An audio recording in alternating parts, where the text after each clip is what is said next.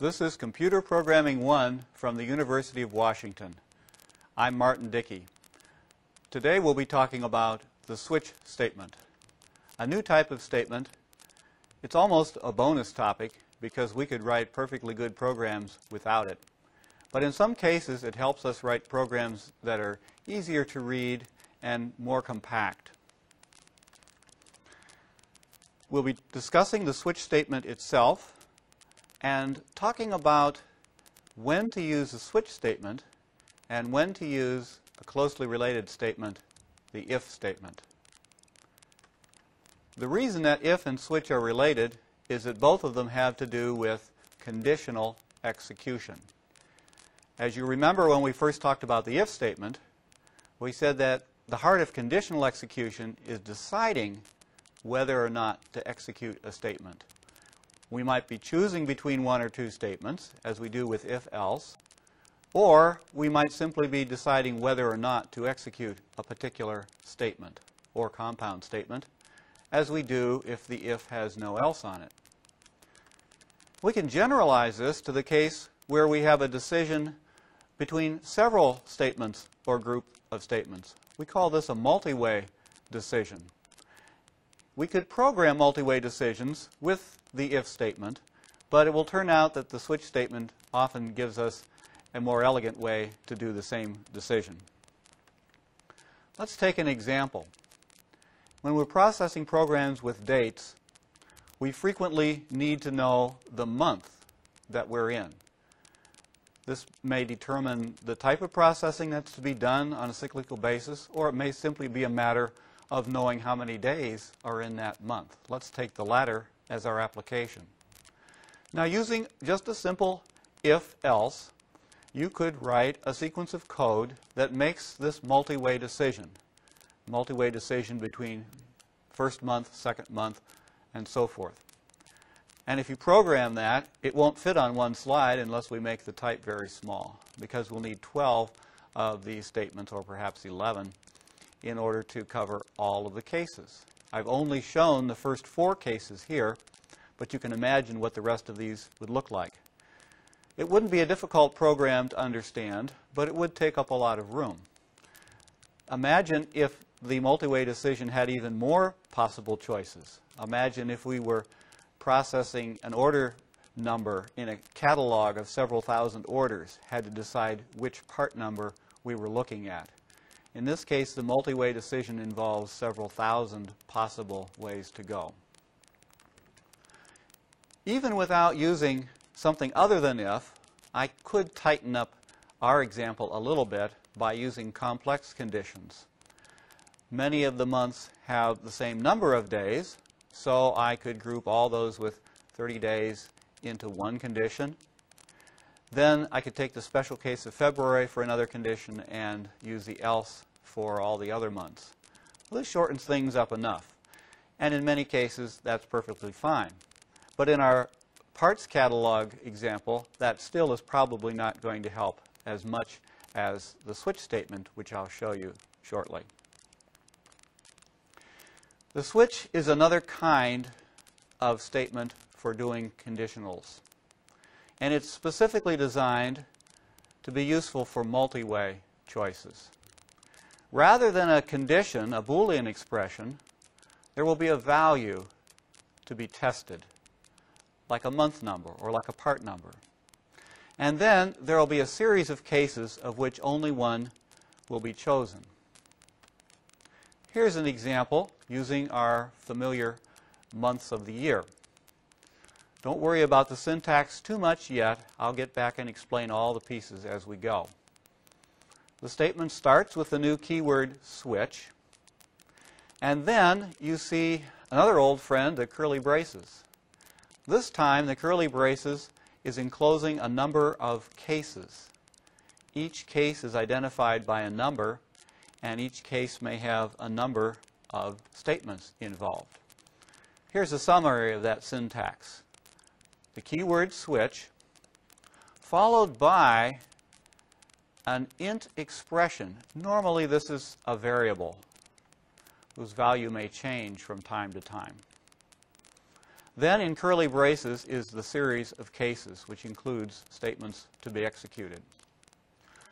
The key thing to remember about the switch statement is that the value of the int expression, or variable, as it usually is, determines which of the cases will be executed.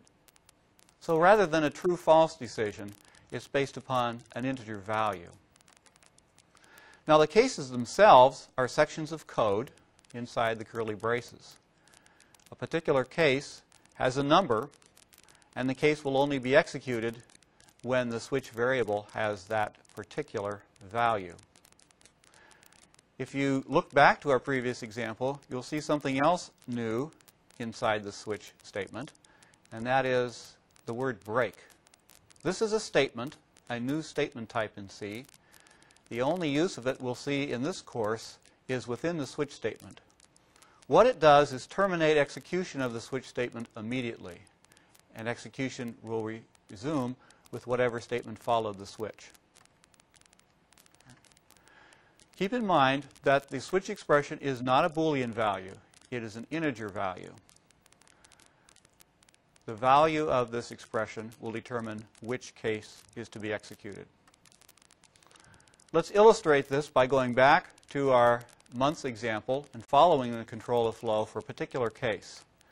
Let's suppose we set the variable month to a 6. So execution has reached this point. That statement has been performed. And we go to the switch.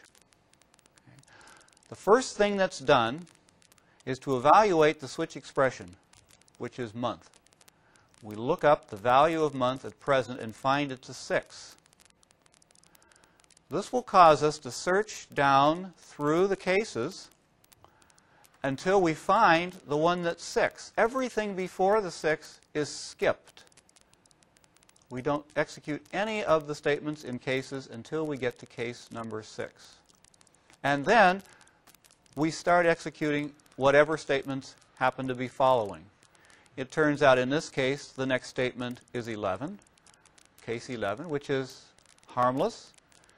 The next statement is days gets 30, which will be executed, and the next statement is a break. The break takes us out of the entire switch statement, and execution will resume at the point following the switch statement's closing curly brace. If you see the control flow in this example, you'll have no trouble understanding the switch statement when you need to use it or when you need to read it in a program.